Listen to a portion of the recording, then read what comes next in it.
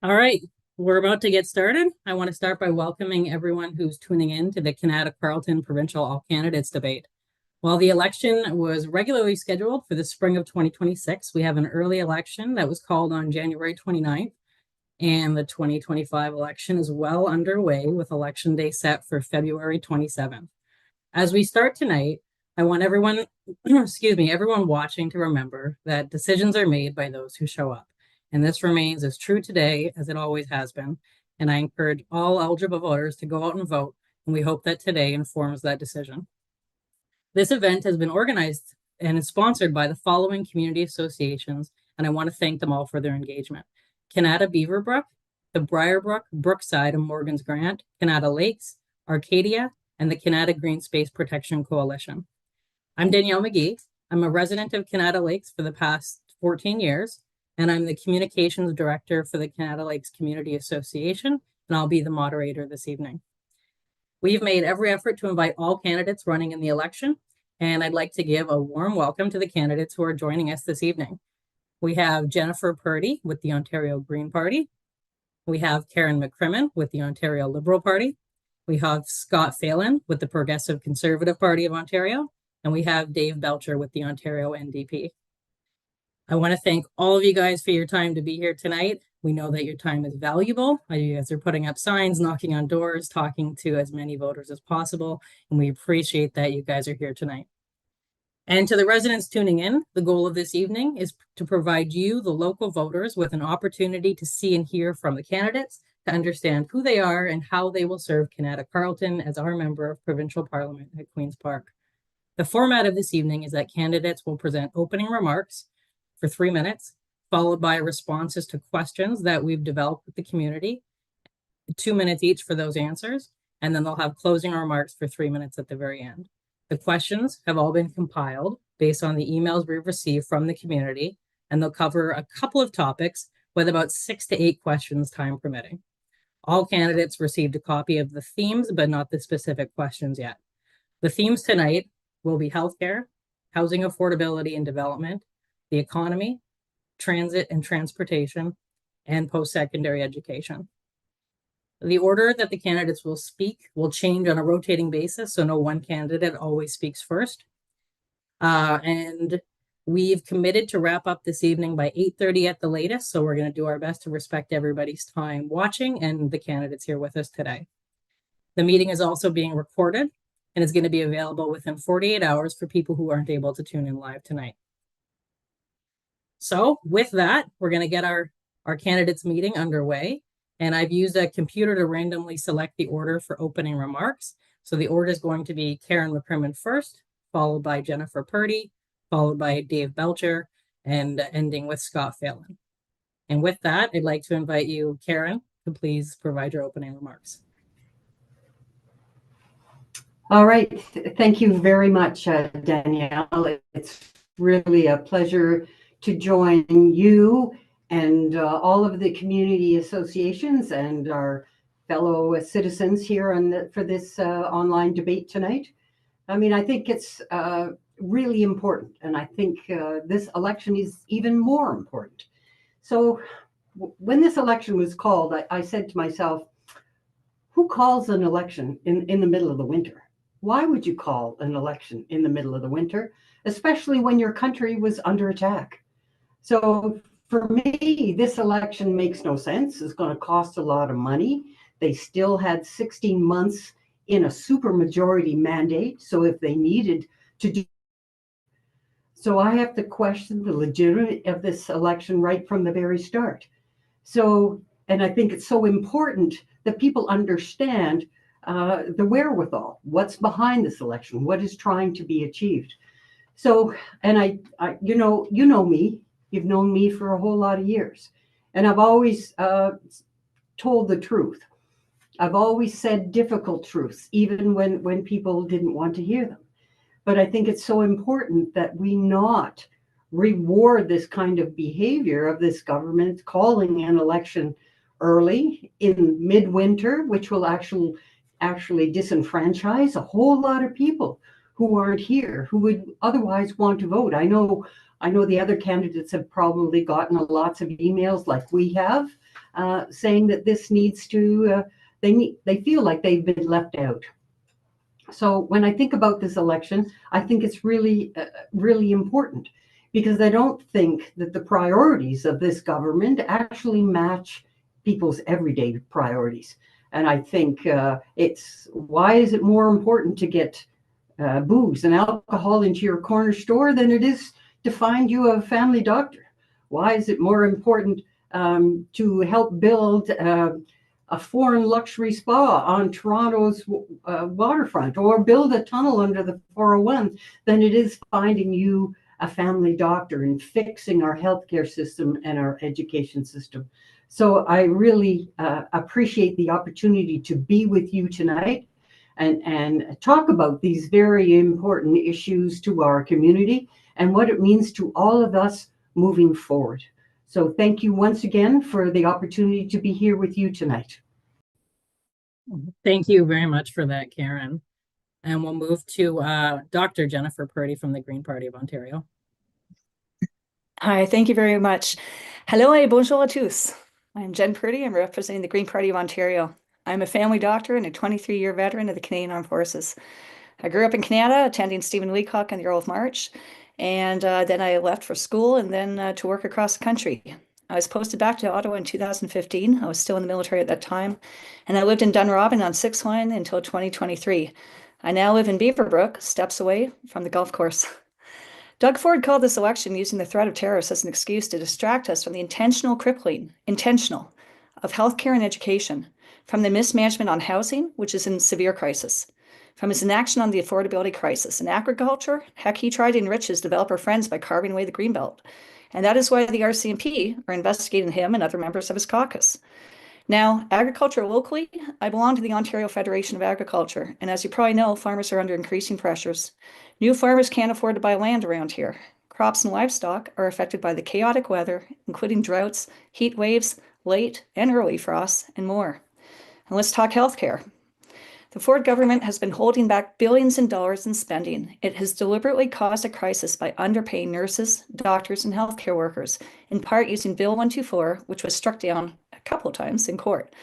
It's time to take back our healthcare and plan for both short-term fixes as well as long-term changes and improvements to protect and strengthen our public healthcare system. For many in Kanata Carleton, public transit is a known headache. In the past few years, on rare occasions when I need to go downtown, I end up driving because oftentimes it will take over an hour for something that should be 25 minutes. We need LRT. We also need for Ottawa, including Kanata Carleton, to be funded for public transit at the same rate as the GTA. From the province, the GTA is getting $196 in subsidy per resident in 2024-2025, whereas Ottawa, we're getting $31 in change. That is grossly unfair and must be fixed. Education, like everything else, Ford has been fighting unions and denying children the education they need and deserve. Every child right now in Ontario, including Kanata Carleton, has had their funding cut by over $1,500. Class sizes are too large, and as any teacher can tell you, that is important because children benefit from an individual attention and care. Education is truly an investment in our present and in our future, and is incredibly short-sighted to underfund it. So there's a lot of issues to discuss tonight, and I have one question. If Ford can't handle healthcare, education, housing, and affordability, why should we trust him to take care of us in the face of tariffs and economic uncertainty?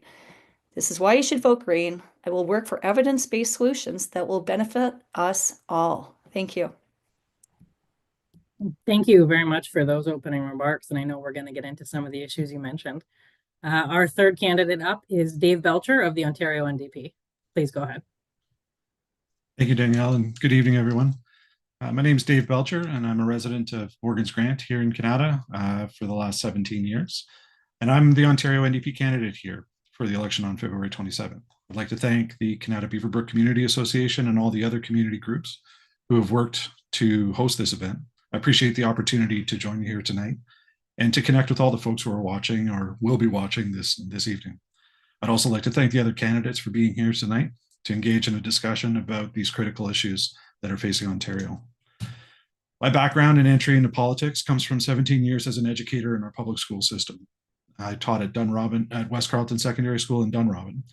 And that experience has instilled in me a faith in the public services here in Ontario and a strong belief in the capacity of those services to make life better for the people of Ontario. These services, including education, healthcare, transit, long-term care, are critical to the fabric of our society and should be the backbone of a strong, healthy, and supportive community. But for 7 years, along with the rest of Ontario, have watched as those public services have been underfunded, undervalued, and eroded under the Doug Ford Conservative government. All across the province, in a variety of public systems, we see the same problems. People are being asked to do more and more with less and less. The services that should be accessible to people are not. The systems that people depend on in this province are failing to deliver. This is a problem of not valuing or providing adequate resources to do the job. We're going to talk throughout this debate about the specifics of how this is happening in healthcare, education, and other areas. What you'll hear is consistent. This government has failed to live up to its responsibilities and failed to deliver for the people of Ontario. As I've knocked on doors in our community, the consistent message that I hear is that after 7 years of Doug Ford's Conservatives, life is not any better than it was before. In fact, for many people, it's getting worse. Housing isn't better. Affordability is worse. Wait times in hospitals are higher. Availability of family doctors is lower. Tuition is higher. Class sizes are bigger and supports for students fewer. It's time for Ontarians to say with a loud voice, we deserve better in this province. I'm here to tell you that the Ontario NDP is a better option. We're a voice for the change that's needed, and I hope tonight to be able to show you a vision of a province where the needs of the people in this province are made a priority again. We can make this province a better place, and I thank you for the opportunity to speak here tonight about how the NDP will make that happen. Thank you very much for that, Dave. And to round us out, we have Scott Phelan from the Progressive Conservatives of Ontario. Go ahead, Scott. Good evening to our moderator, Danielle. Thank you for being here tonight, fellow candidates, and most importantly, the wonderful people of Kanata. It's truly a privilege and an honor to be here tonight, virtually before you all, as your candidate for Kanata Carleton. My name is Scott Phelan, and I'm running because I love serving my community, and I'm deeply committed to helping it thrive and succeed. As a father of 4, a proud hockey dad, and someone who works in the high-tech sector, I see firsthand the incredible potential that this riding has. I want to ensure that our children have access to the best education, our families have the ability to rely on a strong healthcare system, and our communities continue to grow in ways that benefit us all. I'm also a trustee in the Ottawa Catholic School Board, and I know how important it is to work collaboratively with not just the schools, not just with the community, but also with the provincial cabinet in order to get things done. The values of integrity, transparency, and community service will guide my actions for the next 4 years, and I will continue to shape on how I will serve and honor you representing you at Queen's Park. I'm passionate about the tech sector, having worked in it for over 26 years, and I see how innovation and creativity and collaboration can transform industries and create amazing opportunities for us all. Our riding and Ontario as a whole is home to some of the brightest minds in the world, and I want to see this province become a global leader in technology and innovation, not just in Canada, but on the world stage. We need to provide the right environment, the right infrastructure, and support to let our companies and entrepreneurs and innovators shine.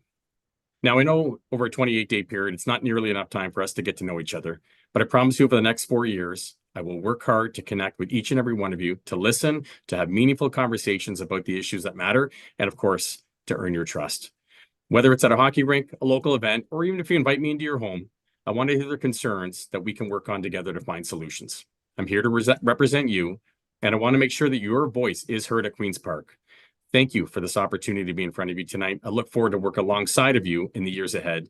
And most importantly, working with an elected government in office is the only path in addressing the concerns that matter most to the families of Kanata Carleton. Let's enjoy the debate. Thank you very much. Thank you very much for that, Scott. I appreciate the opening remarks from all of you. I think that gives a good intro leading us into the questions tonight, and I'll get right into it. We'll kick us off with a healthcare question. Again, everyone has 2 minutes to answer, and we randomly select the order. The order for this question is going to be Dave Belcher first, followed by Karen McCrimmon, then Scott Phelan, and Jennifer Purdy. So our first question, perhaps competing for the top spot in terms of priorities, people are struggling to find accessible and quality healthcare. A proud part of being Canadian is our publicly funded universal healthcare system. We just need to make sure it grows to meet the demand. And this starts with ensuring all Ontarians have a family doctor that they can access when they need and so our emergency rooms aren't having extremely long waits that we've all experienced. The question is, what would you and your party do to ensure Ottawa residents and Ontario residents have access to a family doctor and or a nurse practitioner, and when? And we'll start with the Ontario NDP with you, Dave Belcher. Thanks for the question. The first thing we need to do here is acknowledge that there's a problem in terms of access to family doctors. I don't think telling anybody any secrets. We all know it. The number of people without a family doctor in this province is 2.5 million. That number has more than doubled since 2018, and is predicted to increase to 4 million by 2026. There's 162,000 people in Ottawa without a family doctor in the Ottawa region. In order to address this, we need to make sure that we're funding healthcare properly. We need to be funding to attract and to retain healthcare workers. We need to be making sure that we are recruiting and training more healthcare professionals, including nurses and doctors. The Ontario NDP is committed to hiring 3,500 new doctors over the next 10 years. And in order to retain those, we need to make sure that we're providing fair wages for all healthcare workers. And that's not just doctors, but also nurses and all allied health professionals to support those needs. The Conservative government limited their wages. Bill 124 in the last rounds of negotiations set wages at 1% increases at a time when inflation was at 8%. We shouldn't be surprised that when what you're effectively doing is asking healthcare workers to take a 7% pay cut when we have a hard time attracting and retaining those healthcare workers. We need to make sure that we're removing red tape and paperwork from family doctors as well. Family doctors are facing additional challenges, not only because of their because they have to do their medical practice, but also because they're running a small business, and we need to make that easier for them as well. All in all, what we're seeing in the healthcare system is a squeeze based on lack of funding and lack of support. And we need to make sure that we're providing that to attract and retain healthcare workers to build that primary care network. So as you say, we don't end up swamping our emergency rooms with patients who should be able to access primary care in their communities much more easily than they do right now. Appreciate that. And I know as we move to the next candidate to answer, even in the leaders debate last night, healthcare came up quite a bit. So taking it from the provincial level and bringing it more locally is also important too. So let's move to, we have Karen McCrimmon from the Ontario Liberal Party next. You just went muted again, Karen.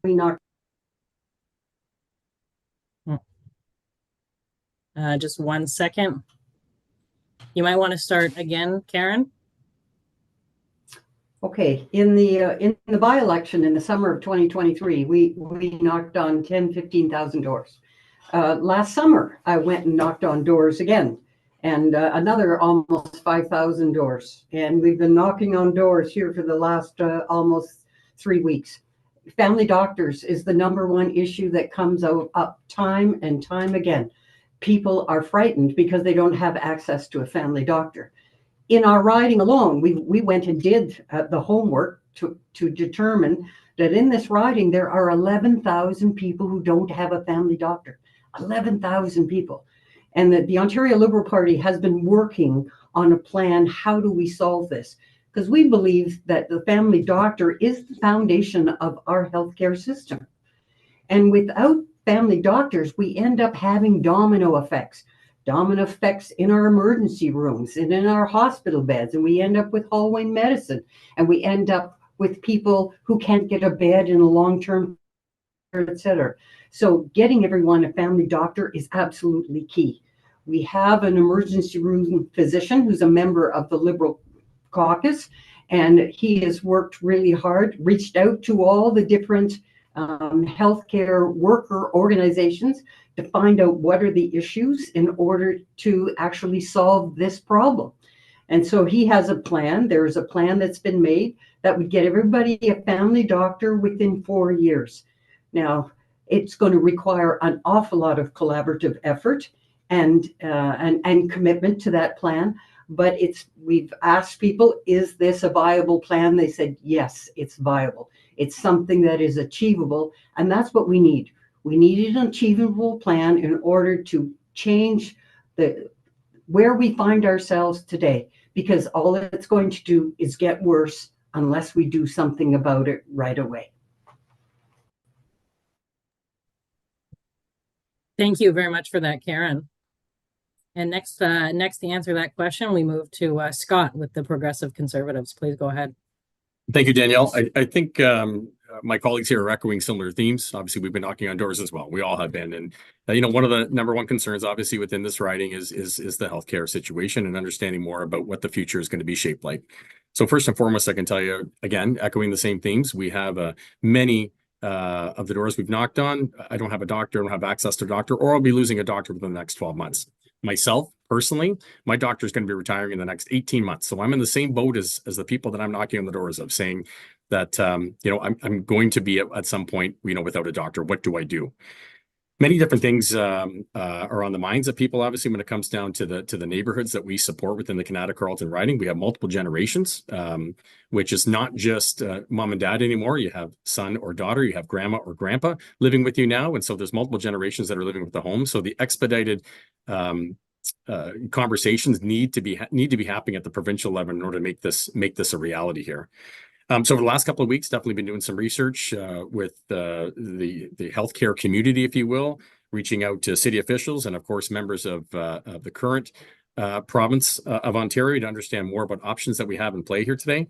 I am happy to say that since 2022, the Ontario PCs have invested in 3 new medical schools. There's been investment in over 900 medical seats and bringing people forward, into the chair to get trained. My colleague David had spoke about, training and recruitment. Obviously, that's key and very, very important in retaining and bringing people that are on board. At the federal level, there's also communications happening of, bringing doctors in from overseas that have a general interest in, working within the province here. How can we get them trained? How can we get them onboarded? How can we cut down some of that red tape on some of the burdens when it comes down to certifications? They're trained in their own countries. What else can we do here? So it's in deeper conversations that we need to have that we really need to dig deeper in the province. Couple with that here, what does that really mean for the folks in Kanata Carleton? Well, we've had some intimate conversations again with city officials and staff to understand about what the future brings. And there's been much dialogue recently on this teaming model, if you will, or a health hub that's being brought into the Stittsville, Kanata Carleton region, if you will, to be shared. It's going to be a scaled program with respect to, having physicians, nurse practitioners, pharmacy, clinical care, training, and much more. So we're at the point right now where this is an imminent solution. We look across the province and creating these health hubs. As most of us know, when we go to an emergency department now, we're sitting there in the room. What do we see? We have, moms and dads and sons and daughters that are, sitting there, but using the emergency system more as a clinic, if you will, versus that of an emergency department. So we need to get that strain off. We need to get that strain off the individuals and looking to create these health hubs that are imminent, are in the future, and will free up a lot of the burden on our healthcare system. Thank you. Thank you very much for that, Scott. And we're going to close that question off right now with Jennifer Purdy of the Green Party. Thank you. So just to note that there's increasing privatization of healthcare, and this has been occurring under both Liberal and PC governments in Ontario. Of course, it's been accelerated by the Ford government, but it's also important to note for anyone who didn't listen to the debate last night by the leaders here, is that Liberal leader Bonnie Crombie has taken $25,000 in political donations from private healthcare providers. And this is important to note because the primary care system, just like the primary care system, is losing workers to the private system, and that's further hampering our ability to have doctors and nurses working in primary care and in primary health. So there's a couple of solutions that are being proposed by other parties, including increasing the number of seats in medical schools. Do you know how long it takes to make a family doctor or a nurse? It takes usually 3 to 4 years to make a nurse. It takes 6 years to make a family doctor. That's on top of their undergraduate degree. So this is a long-term process, and it's an excellent plan, but we need something today. Getting more international medical graduates, into the system and able to practice here, again, excellent solution, not a short-term solution, because we have to get the Royal College and the College of Physicians and Surgeons of Ontario on board for the accreditation, the credentialing process for these internationally trained doctors and nurses as well. So we need short-term solutions. So the quickest way to get more doctors and nurses into the system are the ones that are already here, the ones who have cut back their hours because they can afford to, and or they're working elsewhere because the publicly funded system doesn't pay enough and doesn't provide, it's just leading to burnout. The other thing too is that for doctors and nurses who are actually finding other sources of work, bring them back into the fold, into the publicly funded system. So basically, you need to pay them more, right? We don't expect lawyers or plumbers or electricians to work for free, and yet doctors and nurses are regularly expected to do tons of unpaid work. So for doctors specifically, they need money, they need to be paid for the administrative tasks that they're doing. They're, add up to easily 20 hours a week for many doctors. Also need to get rid of negation, where if a patient is rostered to a doctor and they have to go to a walk-in clinic, or they have to go to the emergency room, or they have to go into hospital because they're unwell enough, they're sick enough, then their family doctor may actually be dinged or penalized by the same amount that the doctor in hospital or in the walk-in clinic bills OHIP. So that needs to stop. So there's short-term, maybe not easy solutions, but these are the solutions that need to be done if we want to stop the bleeding of the publicly funded healthcare system with regards to primary care. Thank you. Thank you very much for that. And actually, kind of a rapid question on this that Scott referenced, and we can just quickly go over first order, maybe 30 seconds. The health hub that's been proposed, and many of our community residents have asked about it in terms of when the Kanata Stittsville Primary Health Hub may be a reality. And so the question that everybody wanted to know is, would you support provincial funding for this proposed health hub? And I know you may be learning about it, but you've heard about it in the news and the consultation. So if you can do your best in 30 seconds, let us know if you guys would support it. And Jennifer, please go ahead. Okay, thank you. 100% health hubs should be fully supported. The ideal model, and I saw this in the military, and the community health centers have been doing this for at least over 20 years, 30 years, I think, is to have just have people, doctors, nurses, nurse practitioners, registered dietitians, even like chiropodists for foot care, all in the same setting, providing care, mental health services as well. So having a healthcare hub makes 100% perfect sense, a one-stop shopping in many instances. And it should be publicly funded. It should be a public service that's publicly funded as well. Thank you. Thank you. And then Scott, you would be next on that one. Oh, yes, I agree wholeheartedly. Absolutely, for sure. I think at the end of the day, having the resources in place in our community is essential. You're looking in Ottawa here at the fastest two growing communities, and that's Kanata Carleton within the Stittsville riding, right on that border right there where this potential opportunity would be located. So I'm all for it for sure. I think it's a great solution. Again, takes the burden off our emergency rooms for sure. Allows them to deal with their core services. Allows those physicians to free up time within their line of business for sure. And of course, to Jennifer's point, it's a one-stop shop and have everything in there: mental health, women's health as well, pharmacy, dietitians. Nurse practitioners, of course, physicians as well. So very, very important. And yes, I support it. Great. Thank you both. And Karen, please. Yeah, I need to start by saying health teams is something that was championed by the Liberal government and really got them going. And so from what I know right now, there's at least 3 applications in for a health team in the Kanata Stittsville area. It's in at the health ministry, waiting for approval. So, I mean, we can have all the great suggestions we want, but if the government isn't approving them, then we're not going to get anywhere. So this government has a long list of applications getting moved through. So that's what has to happen first.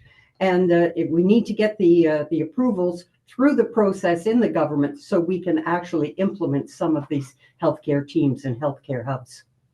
Okay. Thank you for that. And Dave, please go ahead. Yeah, I would absolutely be in favor of something of the model that we're talking about. I'm in favor of any model that is going to inject the resources into our public health system to give the people of Ontario the services that they need. But as always, the devil is going to be in the details in terms of how much money is our government going to be willing to provide to make sure that these health hubs can live up to the potential that we're describing here today. We can list all the things that could be there and how they could work. What we need is a government that is willing to prioritize and properly fund all the pieces that need to be in place in order for these systems to work properly. And that's what, and so that's what I would be looking for in a model like this. Okay, thank you. Well, I know everybody would appreciate that question, and the devil's always in the details of these projects, but it was one that came up locally and got people here very excited. So I think hearing all of your comments generally in support of it is very welcomed. And that'll go into our next question on housing and development. To keep the order going, so not the same person always speaks first, we'll have Scott go first for this one, followed by Karen, followed by Dave, followed by Jennifer. And this question comes starting from, according to recent polls, housing is still one of the top issues for people. The Ontario government has recently taken a number of measures to incentivize home building and has invested some funding to help build more supportive and affordable housing. These investments have supported some growth, but housing affordability is still an issue for young people, for seniors living on a fixed income, for the working middle class, and for those with low incomes. Giving consideration to all types of housing, from non-profit supportive and affordable housing to private market rentals to home ownership, and coupled with the desire to keep community buildings smart by planning access to recreation, schools, and services. How would each of you and your government plan to address our ridings and our city's housing needs? And I'll pass that over to Scott to start us off. Thanks so much. That's a great question. Yeah, really do appreciate it. Housing situation in Ontario here is obviously of important interest. Building homes that are affordable for Ontarians to be able to afford. It's very, very difficult right now. I look at myself and having 4 kids myself and wondering how my children will be able to afford a home in the future. So it's a very, very good question for sure. We need to be smart about it. We need to consult. We need to work with all levels of government to ensure that we have the right capacity in the areas that we're going to build and grow in. A lot of questions wrapped up. That's you unpacked a lot in there, but the increasing housing supply is one thing. You know, looking at streamlining development approvals. How do we cut through the red tape when it comes down to working with developers today? There's a big piece in there. We have development plans that are sitting on the tables of officials for years before they can even get a shovel in the ground. So in order to speed up some of that stuff, we need to cut some of that red tape. We need to encourage, new construction in certain areas of the city. Obviously, when it comes down to making sense where new builds need to occur, we need to look at things like transportation and other amenities that could be brought into that sector in order to build accordingly. We need to look at private and public partnerships. Talk to developers, private developers, nonprofits, other municipalities to see what makes sense in that space. We need to look at increasing funding for social housing. That's a big question on the tables of the province today. And how do we work more? How do we create investment in there? And how do we, look at social housing for not only short term but for long term projects as well? We have a lot of renters. It's expensive to rent today. How do people put away money and put away those dollars for one day being able to afford a home? We got to look at rent subsidies. We got to look at support for low income renters. Maybe we incentivize landlords in a certain way to offer tax incentives to see if we can assist them on that side of things. For first-time home buyers, as an example, the grants and rebates. We need to look at being a little bit smarter with those and how we can offer, grants and rebates for these individuals that are coming on and purchasing a home for the first time. It's very expensive to get that initial down payment. Trying to think of a few other things here. Mortgage insurance is an example. Helping offset those costs. Looking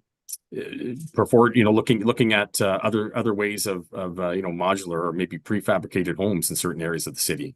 How can we help with that? I would say the most important piece of when it comes down to affordable housing is to work with the community. We need to understand the community needs, what access to transportation that they have there. We need to understand the municipalities and how to work with them in general. We do have a good relationship with the mayor today, and quite confident that when it comes down to affordable housing, we will continue those conversations as we go forward.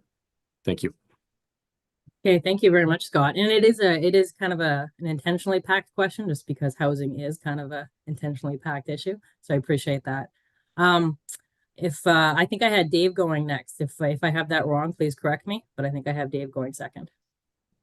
I had written Karen second, but I'm happy Oh. to go. But I don't want to disrupt the order here. I apologize. I will ask Karen to go next then. Thank you. Okay, thank you. So I think we're going to need kind of multi-layered attack when it comes to housing. Kanata has the most expensive housing next to Toronto. That's where we are right now. So we're going to need some innovative solutions. And so the Liberal parties come up and say, okay, we think that we should waive development charges when it's a first-time homeowner, when it's for affordable housing, and this is going to help. We've also said that land transfer taxes shouldn't be charged when someone a senior is moving out of their home and downsizing into another home. Don't charge them money for doing what we'd like them to do. And so we have to be innovative. I also put in a private members bill in the legislature that actually removed a barrier for converting commercial buildings to residential use. And so it originally was voted down by the Conservative government. Then we found about a month later that regulatory change actually showed up.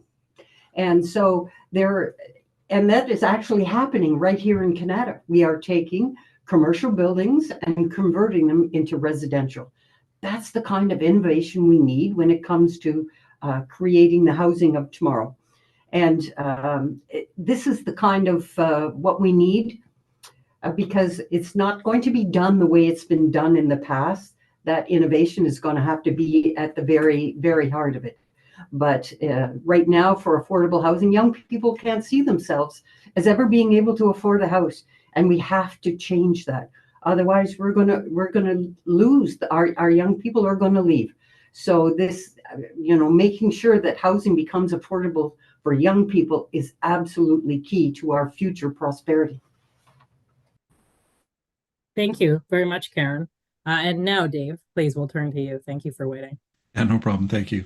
I agree with everything that's been said previously. I appreciate my colleague Scott's reference to increasing funding for social housing and protecting renters. I would note that the Ford government did cut funding for community housing by 70% as part of their 7 years of mandate, and they also eliminated rent control on buildings built after 2018. And we've seen rent increase, about 30% over the 7 years that the Ford government has been in power here. And so, it's good that we're recognizing this as a problem now, but this is a problem that is one of our own making in terms of actions of the Ford government, right? We need to increase the housing supply. We certainly do need to increase the amount of housing that's available. We need to be mindful of what kind of housing we're building as well.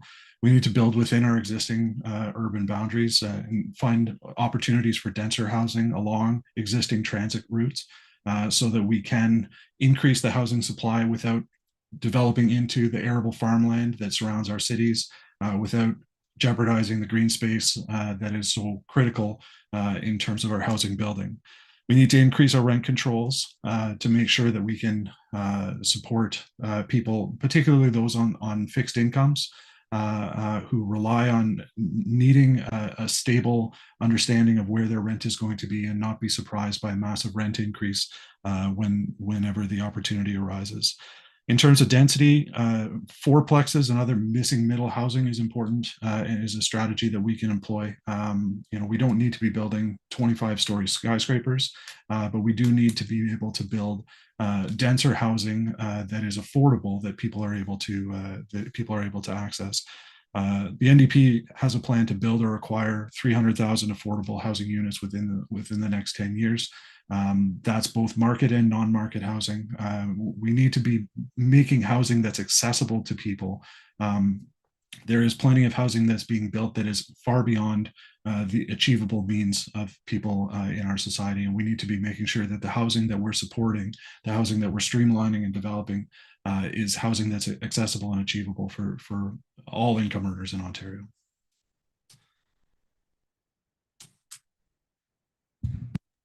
I apologize. I was still on mute that time. Thank you for that, Dave. And to close us off with the first part of that question, Jennifer. Okay, thank you. So I agree with many of the points that Dave raised with regards to housing and with regards to avoiding the urban sprawl that Ottawa and suburban sprawl that Ottawa has become known for. And thankfully, the City of Ottawa is actually looking now at containing that. And the Green Party's housing plan also is a very anti-sprawl because, of course, that increases costs for property owners and people who rent as well. It gets passed on through the rent, right? In terms of the infrastructure required when a city does have sprawl. So what to do? Basically, we would of course as well, just as Dave mentioned, the Greens also, and I would be working to this to reverse Ford's decision on the rent ceiling and the lack thereof for newer developments, because not having a rent ceiling is meaning people are finding out that all of a sudden that their rent's been increased by $500, $1,000. It can go as high as the landlord wants it to go because there is no limitation right now. So that needs to change. As an aside, I would like to say the Greens have an excellent housing plan, and I hope other parties will work to steal from it.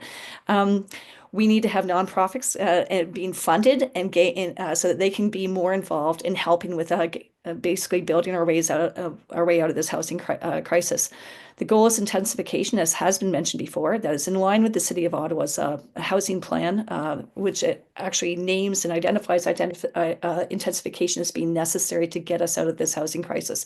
And what that means is, of course, building fewer, like right now, you can have a large house on a lot that might house one person or a couple of people. Instead, what I would be doing at Queen's Park, along with my Green colleagues, will be to be changing the zoning laws across the province, and that would, of course, include Kanata Carleton, so that you can have triplexes and fourplexes built without builders having to know, because they can be built right now, but the builders have to jump through significant hoops. So if you're going to have to jump through significant hoops, what are you going to do? You may, the decision often is made to build buildings that will maximize profits and will not require as many hoops to be jumped through.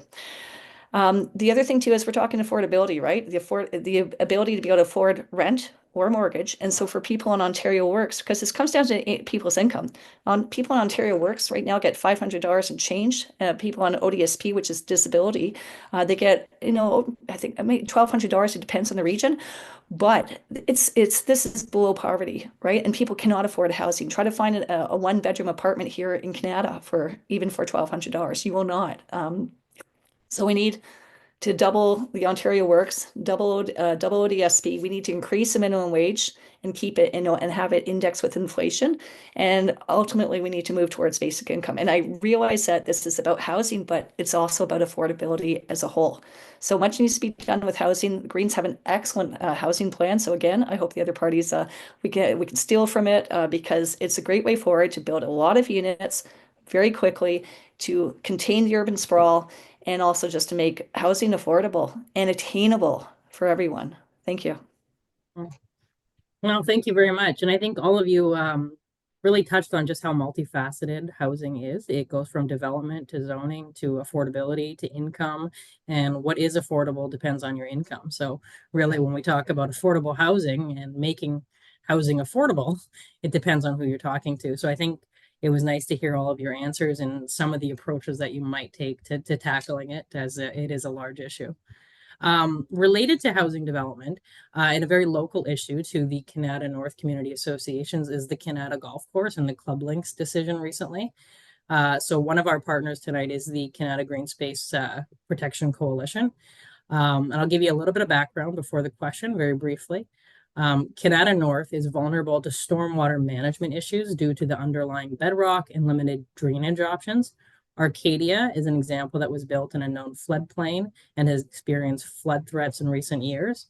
The Kanata Golf Course provides stormwater management for itself and hundreds of homes in Kanata Lakes and Beaverbrook. ClubLink is proposing to redevelopment, as most of you are likely well aware. And this could negatively impact the existing stormwater management during construction, which could last 5 to 10 years, and that could put the homes around them at higher risk of flood. The question is, what is your understanding of this issue here in Kanata North? And will you support the Kanata Green Space Protection Coalition and the City of Ottawa as they continue to lead community opposition to this proposal, including possible changes to legislation? And in terms of order to that question, we'll start with Dave, followed by Jennifer, followed by Scott, followed by Karen. Thanks for the question. I did attend the town hall on, it was, sorry, it's been a whirlwind campaign. I can't remember the date, but a couple of weeks ago, there was a town hall where it was announced that the city would be seeking leave to bring this issue to the Supreme Court after the Ontario court denied the appeal. My understanding of the issue, and I've been tracking it as a resident here of Morgan's Grant, is that the original deal provided that 40% of the space would be maintained as green space, and that the shift in the development plan was no longer going to be honoring that. And what I heard at that meeting was there's a lot of voices in the community raising the concern about any such deals and any such development has to be done with integrity.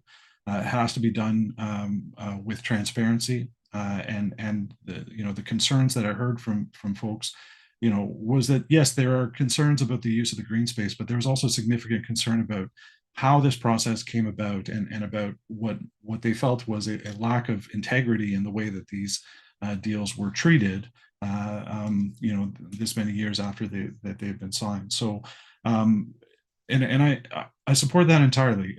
We have to have faith and confidence in our government and in our developers to work together in a method that is fair and transparent and considers the needs of all the stakeholders, including the residents in nearby areas. And there's a push and pull with regards to development. We all just talked about how important it is to continue to build homes and how much we need those in our cities and in our communities. But we must, when we're doing that, make sure that we're respecting green space in and around our cities, right? Because they're not making it anymore. So the green space in the Kanata Lakes area is critical to the drainage and also to the quality of life for everybody in that environment, and that absolutely has to be a consideration when we talk about how are we going to be building and developing. In terms of how I will support, my understanding of sort of where the role of provincial government is that there are some tools that could be used should this appeal to the Supreme Court fail. I will fully admit that all the inner workings of what MZOs are and how they operate are, I'm not fully versed on how they would work at this point, but all I would say is that as a representative of this community, I would my primary goal would be to make sure that I'm representing the interests of this community. And if this is a concern for the residents of Kanata Carleton, then it's a concern that I would be bringing forward to the legislature, to the government, to make sure that the people here feel supported in their and make sure that they feel heard as well. I appreciate that. And you referenced the town hall that was held just roughly a couple weeks ago. And I think the community felt it was a big win when the city agreed to keep the fight going. So we appreciate that answer. Jennifer, over to you. Great, thank you. Yeah, so unfortunately, I did not attend the town hall. I was working a walk-in shift here in Kanata, but I did watch most of the recording. And so that was pretty much an awesome announcement from Mayor Sutcliffe that was very welcome, obviously. So contract should be contract, but it seems that at this time the appeals court has disagreed, and we'll see what the Supreme Court of Canada, how it decides, if it actually even hears the case, right? Because that can also happen. I've looked at the proposals, and there's been different proposals brought up by ClubLinks. And if you look at the latest proposal, for anybody who hasn't, I suggest you do that. It's available at the City of Ottawa website. The map showing there is little slivers of green, amongst the proposed development. What will happen to the golf course and the green space is shocking. And I was shocked, given that how it was being marketed as having, well, just a bit less than 40% of green space. The visual is pretty stunning to see. And I encourage for anybody who doesn't know to see that. And why is that important? The stormwater management, and credit due to Karen McCrimmon, who actually brought up a bill at Queen's Park on stormwater management. Unfortunately, and to be expected, of course, the PCs, they dumped that bill. They refused to pass it. They voted against it. But stormwater management is of key importance. And one thing, let's talk about climate crisis for a second, since it's not a topic tonight. But it definitely impacts every topic and every portfolio in the Ontario government, right? So including the golf course, right? Because green spaces they act as heat sinks, and that's becoming incredibly important as cities become hotter and hotter. And this trend, unfortunately, is not going to stop. So preserving the green space is incredibly important, I think, and as well the stormwater management. When I lived in Dunrobin, our basement flooded a couple of times, and and it's not just because of the changes in climate crisis and the kinds of storms that we're seeing. So I know many homeowners do not want floods. Neither do I, and I'm sure neither do the residents who would be most potentially impacted by the development. So what would I do? Will I work to change legislation? Definitely, right? Because in the Greens, we want appropriate housing, but we also want to protect green space. We want to protect people who have homes or are renting homes from floods, and we also have to look at the heat pumps and the impact both on housing, but also of climate crisis, and try to protect people, whether homeowners or renters, from those impacts. So, thank you. Thank you very much for that, Jennifer. Scott, over to you for this one. No, thank you. Great commentary so far on this one. I too, as others on the panel attended, I did attend the town hall as well, and had the opportunity to speak to many constituents that live in the riding there. Some really great conversations. We got there right away, and we were the last ones to leave. So maybe I'll just give a quick a big thank you to Barbara Ramsey and the team at the coalition, obviously, for organizing that event. Hats off, just an amazing turnout of individuals who care deeply and intimately about the homes that they invested in many, many years ago. So the education, the advocating, the stories that were shared that evening, excellent. Had me convinced for sure that this is an area of concern for this community, and that we have to do our best to save the investment of these individuals. We can work with developers. We can work with other areas of the city other members of the city that we can work on development for. And be honest with you, this is one of the most significant challenges, if you will, that's ahead of us right now. It's been going on for 6 years. We want to continue the fight with them. The very next day after that meeting, we went and knocked on doors. We felt it was imperative to get a deeper, more intimate story about what's going on and how we can assist and share. I went back over the last 2 years, to be honest with you, just to see if anything was ever brought up in the legislature about saving this green space in general, and having a deeper look specifically. I cannot find anything on record where it says the Kanata golf course. So for me personally, going forward, I will get to the highest levels of government. If it's a matter of bringing members of the coalition to Toronto to sit down at Queen's Park and have deep, intimate conversations to share their story, I'm willing to facilitate that, and that'll be done on day one. That's an absolute way forward for us as we move. Should I be elected in this position, of course. Perhaps I'll stop right there. Thank you. Thank you very much for that. Appreciate that. And that rounds us. Dave, please. You're next. Sorry, I've already gone. I think. Oh, I apologize. I apologize. Karen, I am fighting a little bit of a cold, so I'm going to blame it on that. So Karen, over to you. Okay. No, it's all good. And thank you to Dr. Purdy for the shout out. I have been a long time ally of the Kanata Green Space Protection Coalition almost from its very inception. And because I do believe that the 40% protection of green space in Kanata is it was agreed to, and now here all these years later, somebody wants to break that contract. So it's up to us. We're going to have to fight hard to protect it. The Ford government has been very friendly with developers, and I do believe that they would probably be inclined to support the developers more than us. So we're going to have to hold them accountable for this. When he was here, he even said that he hadn't heard of this issue. He had heard of this issue. So this question had been asked before. And the reason, just last year, I did instigate a private member's bill called the Stormwater Flooding Prevention Act.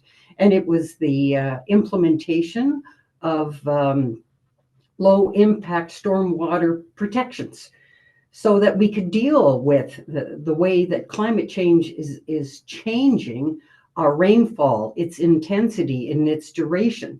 So some of our stormwater guidelines now are 25 or 30 years old, and they haven't been updated. So they needed to be updated. So that's what the private member's bill was. It was about updating these stormwater management guidelines so that they would take into account the impacts of climate change.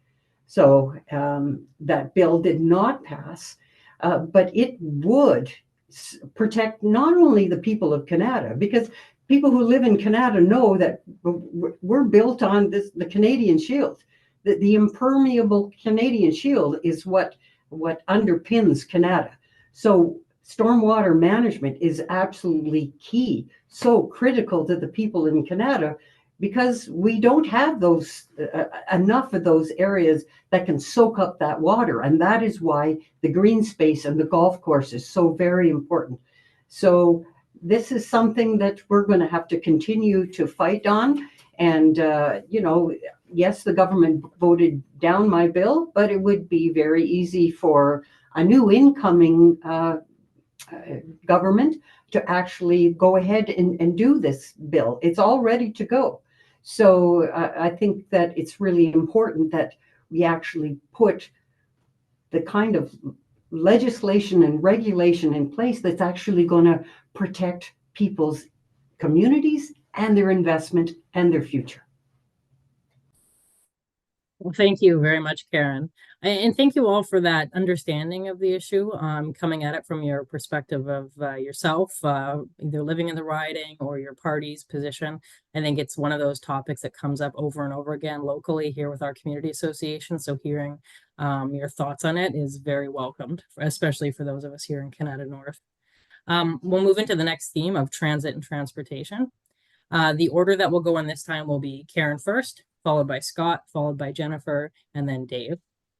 So we want to ensure that Ottawa gets its fair share of funding. We are the second largest city in Ontario, with a geographic region that spans the size of Calgary, Toronto, Edmonton, Montreal, and Vancouver. I think we've all seen that chart of the city before. And specifically thinking about transit, our city and our mayor, Mark Sutcliffe, has been advocating for provincial dollars for public transit. Both the PCs and the Liberals have confirmed in some way that they would upload Ottawa's LRT to the province. We've heard a little bit of details in the news. And we know that Ottawa's mayor welcomed it, saying that Ottawa is struggling with costs of transit services and trying to keep fares affordable for people. So for when you answer this question, for the PC and the Liberal candidate, what's your party's promise on this? A little more detailed. And what would it mean for Ottawa's transit and for the city, and particularly for Kanata North and a possible stage 3 of LRT that has been on the books for a number of years and we're still looking forward to. And for the others who maybe have platforms on this that we haven't heard from, what would you do to help ensure transit in Ottawa is funded the way other major cities are? And we're starting with Karen for that one, please. All right. Well, thank you very much. This is an easy one for me to answer. Since I was the MP here, starting back in 2015, in 2019, I secured the resources to do the environmental assessment for the extension from Moody to Kanata. And I thought that was such an important thing to do. And look at this Kanata Research Park. There is just so much going on here. And Canada would be very efficient built in that we would have two-way traffic. Traffic coming to Kanata to work and maybe going home, and traffic leaving Kanata to go downtown, to go to school, to go to work downtown. So that those last miles from Moody to Kanata would be very efficient and would get a lot of use. Like the research park right now produces about $13 billion worth of GDP every year. We need to keep that going, which means we need to bring in the talent to come and work into Kanata. And that's why for the last more than 10 years, I've been fighting to bring the LRT to Kanata. So the Liberal Party has promised to upload the costs of the LRT to the provincial level, and as well fund the extensions to both Barrhaven and Kanata. So that's I think the right direction for this city to go in, because we do deserve better transit, better transportation in this city, and this is a good place to start. Okay. Thank you for that, Karen. Scott, you're next. No, thank you. What a great question. If I think of the Kanata North Tech Park as an example, we've got 500 different companies that are represented there today. We've got 30,000 employees that are, situated in there, and we're only looking at growth. And after talking with many leaders in the tech space, I can tell you the next 10 to 15 years, we're going to see exponential growth with, machine learning, AI opportunities built on top of their current infrastructure. So I think it's going to explode in the Kanata Tech Park just alone, let alone Kanata in general, bring those resources out from other downtown, from Bayshore, from Barrhaven, from other locations across the city. Of course, our rural ridings as well, working with that. How do we get better transportation needs out to support Kanata Carleton? First and foremost, we were excited. We're staying with the mayor and other city officials there. Back a few weeks ago when we talked about, uploading the current LRT challenges to Metrolinx, which is great. That's a $4 billion investment from the Ontario government, from the Ontario PC party, which we're excited to do. We're also happy to see that the Liberals, took us up on that as well. So it's one thing that we do agree on, which is great. So thank you. But I will say that we need to focus on that $4 billion in general and driving demand to help our city out. What that does, it takes the financial burden off the city and allows the mayor and his councillors to focus on other core services to get back to its residents in the city of Ottawa here. So transportation is a huge need. City's growing. City's West End is growing. Again, you've got my full support in leveraging any levels of government that we can assist with in making that happen. Okay, thank you. Yeah, thank you for that. Next, Jennifer, please. Okay, thank you. Yeah, so public transit is a huge issue, and it's gone much more significant, of course, in the last couple of years, and indeed in the last year when the city of Ottawa was threatening to increase the cost of public transit significantly for its riders. I'm going to reiterate this point. Right now, the Greater Toronto Area is getting over $196 as a subsidy per resident. The City of Ottawa is getting $31 and change. So for our public transit. So there's a gross inequity here, which is driving many of the issues that we're seeing with public transit in Ottawa.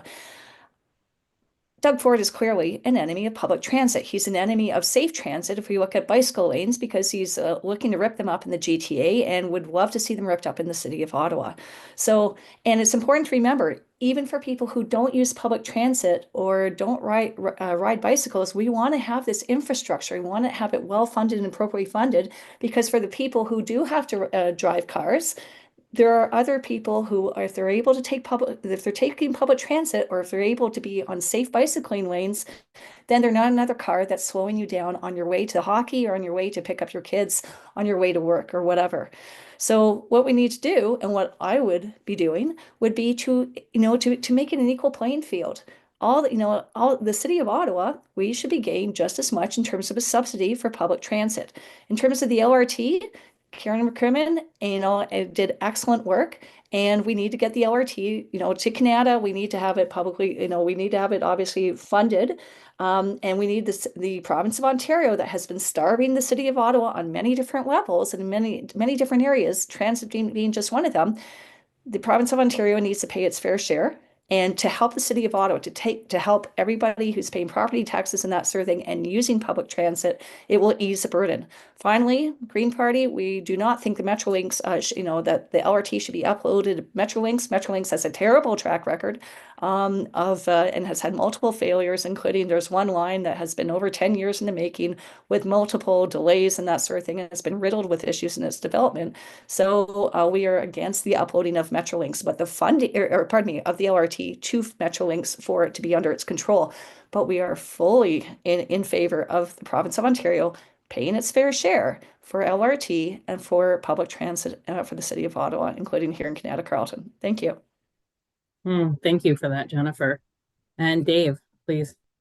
Yeah, in terms of the LRT extension, that's a very easy answer. We absolutely need it. As a resident of Kanata North, the Kanata North Tech Park, as my colleague Scott mentioned, is a huge economic driver for our region. Does provide great quality jobs, innovation in the tech sector here in Kanata. Is absolutely something we should be supporting. As a person that lives in Morgan's Grant, I would tell you that anybody who has ever tried to get into North Kanata in the morning or get out of North Kanata in the afternoon will tell you that we need better infrastructure to facilitate the movement of people in and out of these places, right? Good transit is a magnet. It's a magnet to attract people. It allows people to live and work within the city, but it's a magnet for these companies. And I think if you spoke with the leaders in that community, they would tell you that having transit access to North Kanata would be a critical piece and would be very beneficial to them. So that's absolutely in favor of that. In terms of the overall transit picture, that the starvation that my colleague Jennifer was speaking about, the starvation of funds from the province to Ottawa, that's a relic back to the Mike Harris years, right? And these are funding cuts that have been a feature since then that have just never been restored. As far as our platform, the NDP is committing to restoring that 50% funding model for transit costs in the city of Ottawa, as well as supporting funding for the LRT extensions here, right? But the difference between us and the Liberals and the Conservatives is that we do not support uploading it to Metrolinx. We support simply increasing the funding and maintaining local control of our transit here in the city of Ottawa, maintaining local control to local representatives who are accountable to us, as opposed to executives with Metrolinx who are not accountable to us through any sort of electoral process. Metrolinx has 82 vice presidents, and none of them are accountable to us. And I should also add, none of them were subject to Bill 124 and the wage restrictions of the Ford government either. So this is a place where we believe we can draw a line in the sand with regard to privatization of public services. We want to end this sort of privatization scheme, keep transit as a public service here in Canada with local accountability, but make sure that the province is providing the funding to bring our transit system up to a world-class transit system like the city of Ottawa deserves. Thank you very much, Dave. Well, I think, hearing you guys all answer and kind of relay what your parties have announced, or sharing for the first time maybe some things we didn't know. Everyone supports LRT expansion, which is great. Everyone supports more funding for Ottawa Transit, though differing views on how to upload, who to upload to, and the cost. But I think it's important to hear that all parties are looking at solutions that will help Ottawa get its funding to help make sure transit gets expanded and the fares for people are kept affordable as well. So thank you for taking the time with those questions. Our second to last theme of tonight is education, focusing on post-secondary education. The order for this one, Dave, I apologize, you just went last, but you'll go first for this one, followed by Karen, Jennifer, and Scott. The provincial government has kept tuition frozen. The federal government has limited international student enrollment with other ways. And we've seen that this is impacting colleges and universities. Locally, I think the most prominent has been Algonquin College, who's announced layoffs, likely program cuts, and they're looking to really figure out how they move forward without the proper funding. So to keep the question broad, so each of you can decide how you want to address this in terms of post-secondary education, what's the solution to ensure that post-secondary education is accessible and affordable and funded in a way that makes it top quality? Yeah, thanks. I mean, with regards to post-secondary, the issue is the same as we see in public education at the elementary and the secondary level, right? It's a lack of funding from our provincial government to make sure that the programs can, first of all, that they can operate, and second of all, that they can operate at a level where they're accessible to people. We've seen the Ford government cut $700 million from the OSAP program. These OSAP loans are a significant factor in helping make post-secondary education, whether it's college, whether it's university, whether it's trades, accessible for people of all income levels. And we need to make sure that we're providing the financial support we need so that our high school students are able to, and adult learners are able to advance and get the education and training they need at the secondary level. The big thing that we need to do here is to review the funding formula. We need to increase base funding for post-secondary education. We need to make sure that we're providing schools with the tools and resources and financial support that they need so that students are able to access those programs. We also need to reverse the cuts to OSAP and work on converting student loans to grants so that students are not leaving post-secondary like laden in debt. We talked about the housing crisis, you know, how difficult it is to envision yourself buying a house. Well, how that problem is compounded if you leave post-secondary with an extraordinary amount of debt as well. So we can't continue to saddle our students with these things. It requires real investments. And I'm not confident that the Ford government is prepared to do that. We heard last night in the debate that the government is spending more money than ever on education. The reality is that they've forgotten that there's inflation and they've forgotten that things are more expensive, right? They might be spending more on education, but it's not on a per student basis. On a in real dollars adjusted for inflation, it's less. I'm spending more on groceries now than I ever have before, but I'm not bringing home more food from the grocery store, right? On a per student basis, our public education funding is getting cut. It's down $1,500 since 2018. And we're seeing huge gaps in the funding at local schools, at the high school level. I'm not confident at all that this government is prepared to put the funding into post-secondary when they haven't put the funding into secondary education, and that this has been a feature across the province as long as I've worked in public education. And so we need a government that is willing to make those investments and willing to take those steps to improve and facilitate the education experience in this province. Thank you, Dave. And this topic is just so critical to Ottawa, given we have, you know, four post-secondary education institutions. So thank you for the answer. Karen, over to you. Yeah, an excellent question. And, you know, it's been proven time and time again, for every $1 that you spend on education, you get a $1.40 back in economic return. It just makes sense to invest in education. And look, it's the investments that were made 30, 40 years ago that are now paying us back with the kind of jobs and technology and development and innovation that's happening here in Canada today. We have to be a believer in funding post-secondary education better. And that funding formula does need to be changed. Even, I mean, Doug Ford struck a blue ribbon panel about how do we improve post-secondary education in Ontario. He completely ignored it, completely ignored all of their recommendations. And these are some brilliant, experienced, capable people who came up with this report. We have to convince this government to stop you know, striking panels if they're not going to listen to what they have to say. So for me, funding OSAP, yes, why not make it non-interest bearing? And that's one of the things that we have put forward as a policy plan. Make it non-interest bearing until you're to the point where you're actually making money. So, and then you can pay it back. I think investing in our post-secondary education system is what built Canada, this innovation powerhouse that we have here in this country, where we can compete on the world stage. But if we fail to invest in post-secondary education, I agree with Dave.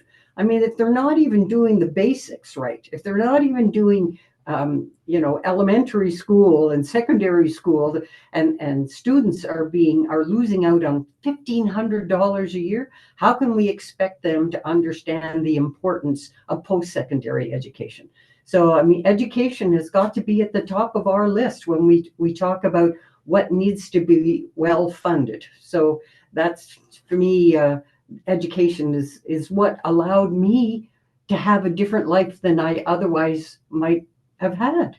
So I want other young people to have the same opportunity and advantages that I had being able to attend post-secondary education. Thank you, Karen. And I think anytime you reference OSAP, it's kind of that bridge for people who may not be able to afford it. So it's always good to reference OSAP and those programs that can help those less privileged get to that next level. Jennifer, please go ahead. Yeah, thank you. So, Ford talks about the economy and that what he wants to do for the economy. What makes up the economy? It's us. And we need people educated in all areas. We need people doing apprenticeships. Now, how does that happen when you cut, primary and secondary education? How does that happen when you cut post-secondary education? So the math isn't mathing at all with Ford's supposed plan. He has taken a page out of Snowbillen, who some people may remember was Minister of Education under Harris, who was caught on microphone under Premier Harris saying that he was going to cause a crisis in education. And we're not only seeing that, we're seeing that at all levels, right? Primary, secondary, and post-secondary levels of education. There is a crisis. Ford, for several years, was able to decrease the funding, or he wasn't funding post-secondary institutions appropriately, and he was counting on the international students, right? And that was never appropriate to begin with, but now, of course, that that way of getting out of funding post-secondary has failed. So what needs to be done to get people to be able to attend school, as you just mentioned, especially if they can't afford to, reversing the cuts in OSAP, converting loans for grants, and this is all part of the Green Plan. And at the university level, you have to, right now, there's a performance-based university funding model. So we need to reverse that so that universities and colleges can get stable funding that they can count on from year to year to year. And there also needs to be fair and consistent labor standards for the faculty, right? Because the faculty are the ones that will interact with the students the most. So it makes sense that they're treated appropriately and with respect, and are paid appropriately for the work that they're doing, right? And so including contract faculty, the Greens want to have the consistent and fair labor standards approached. It was in the news just recently. Algonquin is looking at severe cuts because of the cuts in funding. This could have been, this, number one, this never needed to happen. Number two, this could be reversed tomorrow, but it won't be, because Ford does not care about education. He doesn't care about the economy, and he doesn't care about us. Thank you. Thank you, Jennifer. And that leads into Scott maybe answering some of that for you. No, thank you very much. This is one that's near and dear to my heart, to be honest with you. I have 4 children, as I mentioned. I've got 2 of them in post-secondary school right now, one in college and one in university. So this one is a topic I follow because I sometimes often get the email that my tuition has to be paid, and I'm the guy that has to look at that email on the other end as a father. No, but thanks for bringing this one up here. I will say this: we've been doing some great work at the provincial level, and we have a lot more work to do. And last year, the Ontario government made a significant injection, if you will, $1.3 billion in new funding, which went back into the college and universities program.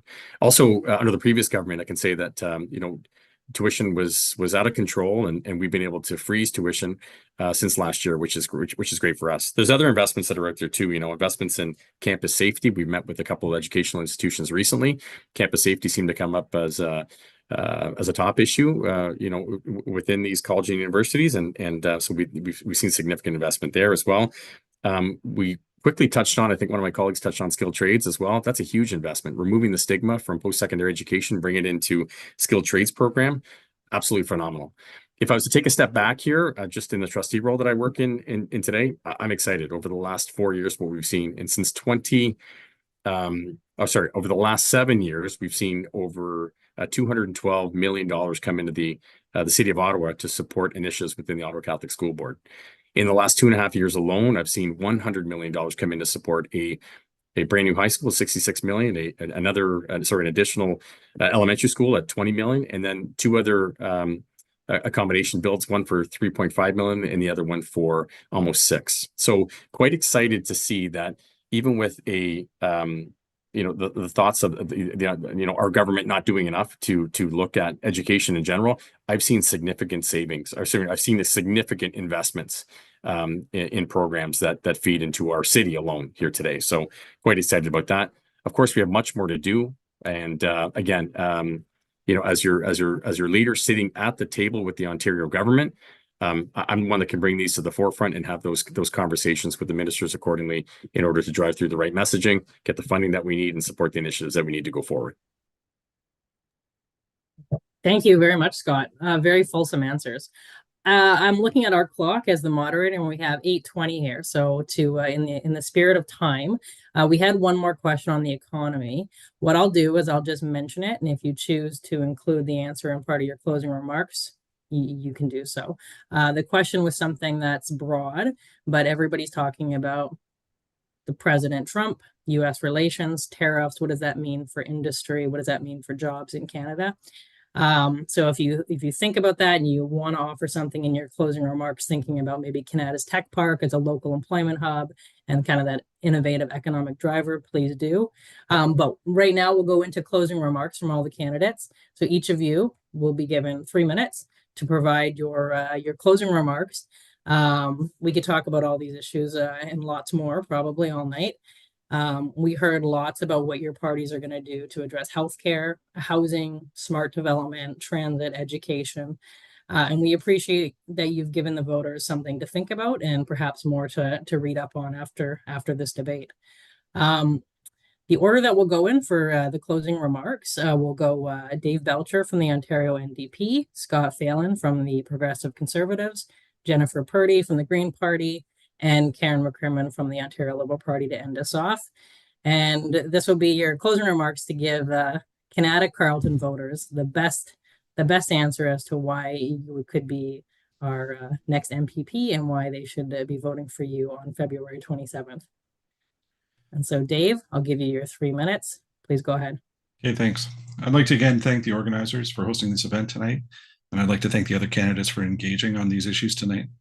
I'd like to thank everybody watching for their commitment to the democratic process by asking questions and listening to our responses here tonight.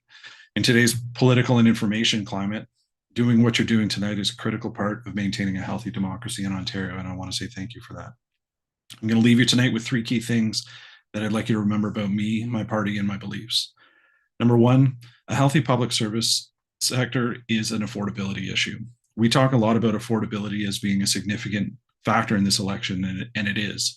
But I want to reinforce that affordability is impacted when the things you need to live a full, healthy, and productive life require you to dig into your own pockets to provide. Housing is expensive, and we've talked about tonight about how we can address that issue. But the affordability issue is compounded when you need to pay real dollars to see a doctor or to get a medical test, when you need to hire a tutor because your child isn't getting the support that they need in school, when you need to take a leave from work to care for a loved one who doesn't have access to long-term care. A fully funded system of public services is a critical part of affordability, and we need to provide these for the people of Ontario. Number 2, public services are an investment in the people of Ontario, not an expense. The difference between an expense and an investment is that an investment provides a return for your money. Now, Karen mentioned this, and I appreciate that she did. I think she was referring to the Conference Board of Canada, which did a study that showed every dollar invested in public education will return greater benefits to the province of Ontario. Education leads to better health outcomes, better social outcomes, and economic benefits. Healthcare is an investment as well. Effective primary medical care can ensure that our population is healthy, contributing to our economy, and supporting health and economic security for the people of Ontario. Our public services are investments in ourselves and should be treated as such. And the third thing I'd like to leave you with tonight is to vote for the party that best matches your priorities. Given those first 2 points that I made, I'm going to ask you to take a look at which parties are prioritizing the issues that matter to you. Every government is going to spend money. What matters is where you spend it and who benefits and how. Our priorities are the public services in this province, the systems that support and provide for the people of Ontario. We've heard about $1.3 billion invested in colleges. That is only slightly more than what was invested in making sure that we can access beer at the corner store, right? That is a demonstration of the priorities of the government, and we need to pay attention.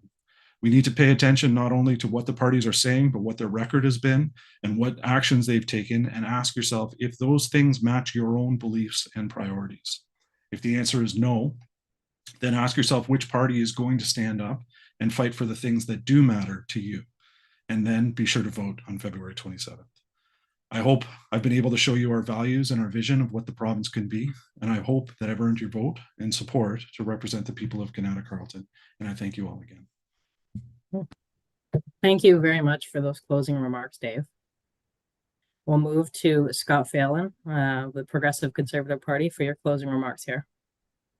No, thanks, Danielle. Just wondering if I could just make a quick comment on tariffs in general. I think that just kind of, quickly came up before the closing. I just want to add a little bit of context there. I'm speaking again from a tech standpoint, but, the tech sector represents a vast amount of technology companies representing both hardware and software. Software, you can just print another license, no problem at all, and distribute it. But in the hardware space, we have, many companies that require components and, other physical widgets that need to be sent across the border.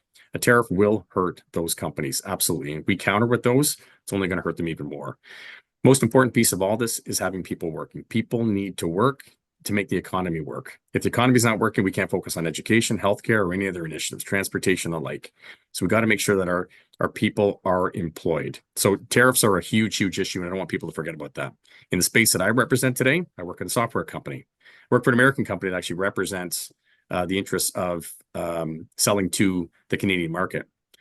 If the executives that we've seen recently at the CIO branch within the Treasury Board have recently said, listen, we don't want to we obviously care about selling our products into the Canadian federal market, but if we have to shut those down for any reason, then I could be out of a job. 2,200 of our employees could be out of a job. So taking care of the interests of Canadians is absolutely important. It's not just physically a widget that's got to go across the border. So be able to leave it at that. Tariffs are important. People need to, consider them that they're important, and that's the whole driving force behind starting this election. I will add just my closing comments here, just to say thank you to everybody. I really do appreciate everybody's time tonight, and obviously the panelists for being here. It's a great opportunity to share our ideas, and while we have a few different parties on the line here, I think everyone came up with similar issues and concerns that are represented here in the Kanata Carleton riding. I'm a father of children in the Ontario education system. I'm a transit rider. I'm a tech leader. I'm a patient in our healthcare system. More importantly, I'm a product of Ontario. And I'm here, and I believe how amazing this Kanata Carleton is. And I believe that together we can even drive better change. As you head into Election Day on the 27th, I want you to ask yourself, who will work for you? I've dedicated my entire life to helping my community, from volunteering in schools to minor hockey to working within the tech sector. I've seen firsthand that incredible talent that we have in this riding, and it's going to continue to grow. I'm committed to making sure that our youth, our entrepreneurs, and our families have the tools that they need to succeed. But there's one thing that I need. I can't just do this alone. It's going to take all of us. We're going to have to roll up our sleeves. We're going to have to engage in meaningful conversations and make decisions that will benefit the long-term growth of our community.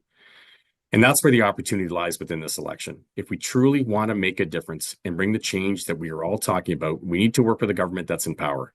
Working on the side of the opposition, unfortunately, just isn't an option. We will fight for you, and that is what's important to me. I'm running because I want to secure the best future for Kanata Carleton. We need to have the seat at the table, and we do. And if I'm elected, I will have the ability to work with the government, not against it, to ensure that your voices are heard and bring meaningful change to this riding. I know this campaign has been fast and furious, and that's what makes me even a little bit more excited here. So when the 27th comes around, we're just not ending this. We're just getting started. And if elected, I will be there for you, working hard every day to make Kanata Carleton the best it can be. This riding needs leadership. So on February 27th, when you head to the polls, think about what matters to you most, your family, your future, your community. Let's work together to create this change, and let's make Kanata Carleton get the best representation it deserves within the province of Ontario.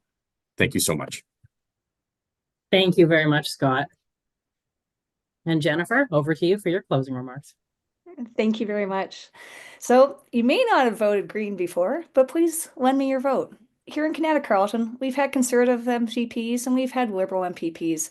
If they had the answers and the political will, then we wouldn't be where we are now, with healthcare in crisis, education underfunded and disrespected, housing crisis, affordability crisis, and with vulnerable people largely ignored in our society. Your vote for me will make a difference because I will only be working for Kanata Carleton, not for my party, not for the large corporations, and not for private healthcare companies. Furthermore, my vote only represents my constituents' wishes. Or unfortunately, often at Queen's Park, the larger parties vote en masse, sometimes against bills that they might otherwise agree with. But the bill was put forward by a member from another party, so they vote it down, even if it's evidence-based or in the interest of society.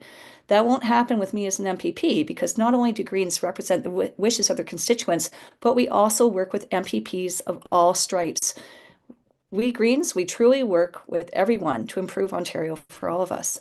Now, climate crisis wasn't a topic tonight. I tried to mention it where possible, but remember, climate crisis affects every portfolio at the provincial level. It affects housing, healthcare, agriculture, affordability, education, and more. Excellent evidence-based policy can both address climate crisis while saving us money, because the alternative is that things like food that we all eat and insurance that we all pay will continue to get more and more expensive due to the impact of climate crisis. Ford is using tariffs as a distraction from its intentional failures on healthcare, education, housing, and affordability. Make no mistake that Trump, who Ford supports, have you heard that hot mic moment, and tariffs, they both represent a significant threat to our economy and to us. We need to take a Canada First approach while looking out for Ontario and Kanata Carleton, of course. While looking for other trade opportunities, the key is to support businesses and individuals. If we do that, and I mean financial support at provincial and or federal levels as necessary, if we do that, then we can get through this, just as we got through the early days of the pandemic. It's actually pretty analogous. And we can do it together, and we can do it without leaving anyone behind. And that is so important to remember. But anyways, there is hope. We have an opportunity to change direction, to fund and support healthcare, education, housing, affordability, and more. This is our tax dollars, and it's our province. It's our money, so we can have nice things such as healthcare and education. And but we need to make sure we've got the right people in charge.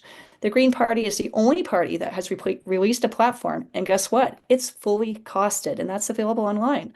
So you know where your tax dollars will go and how we can afford to improve these things: healthcare and education, housing, and more. Lend me your vote, and I will work to make that happen for all of us. Merci, and thank you for the organizers, for people who ask questions, to the moderator and the hosts for listening. Thank you. Thank you very much, Jennifer. And to close us off with closing remarks, Karen McCrimmon. All right, so you asked for it. So I'm going to start by addressing the elephant in the room, and that's tariffs and Trump. Listen, this is negotiating tactics. This is just what it is. And we've seen it time and time again. First of all, he's going to ask for something he's never had before, and that's the 51st state. And then he's going to issue threats, and that's the tariffs. And then they're going to wait until they fight amongst themselves and find someone to capitulate. And this is why unity, when it comes to addressing these tariffs, is the right way forward. We can't have people going off on their own trying to talk to Donald Trump. Now, when Doug Ford went to Washington, it made us look weak. It made us look scared. It made us look cowardly. And this is not going to help us fight these tariffs. So this having Doug Ford represent us against Donald Trump would be ridiculous, because Donald Trump treated Doug Ford with absolute contempt when he was in Washington. Just had a meeting with some mid-level staffer who just parroted the lines about the 51st state. absolutely the wrong person at the table because he's a fan. Okay, that part of it's done. Next, I have the knowledge, I have the experience. You know I'm here to serve you. I've served you for almost 10 years. Listen, you know me, I know you. Right now, there is a great deal at risk. There is a great deal at risk, not only in healthcare and education and housing. Our entire way of life is at risk. And I want to see more public healthcare. That's where I want it to remain. I want to see public education that serves the people. I want to see the preservation of public green spaces and prime farmland. So for futures, I don't want to see that sold off and for profitization. That's not the kind of future I want for our community or our children. So I just wanted to say to start, we cannot reward Doug Ford's bad behavior of calling an election midwinter when we are under attack. You have to go out to vote and send him a message and say, this is not how we do it here in Ontario. So I have the best chance of beating the Conservatives in this riding. I've done it 3 times before, and with your help, I can do it again. We together can hold them to account if you vote. So I am asking for your support on February the 27th. It's going to mean so much to our future. And I wanted to thank you, everyone who came, the fellow candidates who are here, the organizer and the moderator, and everybody who cared enough to sign in tonight and listen to these discussions, because this is elemental to our democracy and to the future of our community. And I thank you very, very much. Thank you very much, Karen. And I want to thank all of you for truly those passionate closing remarks from all of you. Having candidates in Kanata Carleton that understand the issues and that are as passionate as all of you are, and the time you've given to be here tonight is very appreciated. And I think it's going to be very valuable for the people that have tuned in tonight and those who are going to be watching the recording later. I want to thank all of our viewers who are watching live and to all those who are watching later. If you didn't hear an answer to your question that you had tonight, or you have other questions, you can always reach out to the candidates and you can find their contact information online. As community associations, we work hard to volunteer in our communities. Most often we're hosting events and activities for our neighbors, but when it comes to elections, we strive to share the voices of our community with candidates and our elected officials. And so we appreciate that you guys have heard some of the questions that we had and answered them intelligently. And we really look forward to seeing the outcome. And I'm sure you guys will be getting back to your door knocking and your sign installations. As we close off today, I just want to remind everybody here that we have advanced voting starting on February 20th to the 21st. Polls will be open from 10 a.m. to 8 p.m. And voting on election day is Thursday, February 27th from 9 a.m. to 9 p.m. I want to thank you guys all once again. To Scott Phelan from the Progressive Conservatives, thank you for being here. To Jennifer Purdy from the Green Party of Ontario, thank you for being here. To Dave Belcher from the Ontario NDP, thank you. And Karen McCrimmon from the Ontario Liberal Party. Thank you all for being here and participating. And I wish everyone a great night. Thank you. Have a great night. Take care. Thank you. Thank you. Thank you. Thank you all.